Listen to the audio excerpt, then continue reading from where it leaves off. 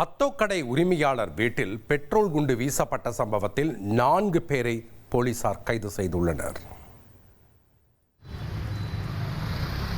சென்னை வியாசர்பாடியில் அத்தோக்கடை உரிமையாளர் வீட்டின் மீது பெட்ரோல் குண்டு வீசப்பட்ட சம்பவம் பரபரப்பை ஏற்படுத்தியுள்ளது. இந்திரா காந்தி நகரில் பாலமுருகன் என்பவர் அத்தோக்கடை நடத்தி வருகிறார். இவர் தனது கடையில் சாப்பிட்டுவிட்டு பணம் தராமல் தகராறு செய்த சகோதரர்கள் தனுஷ் ராஜ் மற்றும் மோனிஷ் ராஜை கண்டித்துள்ளார். இதனால் ஆத்திரமடைந்த அவர்கள் கஞ்சா போதையில் நள்ளிரவில் நண்பர்களுடன் சேர்ந்து பாலமுருகன் வீட்டில் பெட்ரோல் குண்டு வீசியுள்ளனர். சிசிடிவி ஆதாரங்களை வைத்து தனுஷ் ராஜ் உட்பட 4 பேரையும் கைது செய்த போலீசார் அவர்களை சிறையில் அடைத்தனர். இனி செல்லும் இடமெல்லாம் செய்தி. தந்தி டிவியின் வாட்ஸ்அப் சேனலை ஃபாலோ பண்ணினா செல்ல இருக்கும் இடமெல்லாம் செய்தி.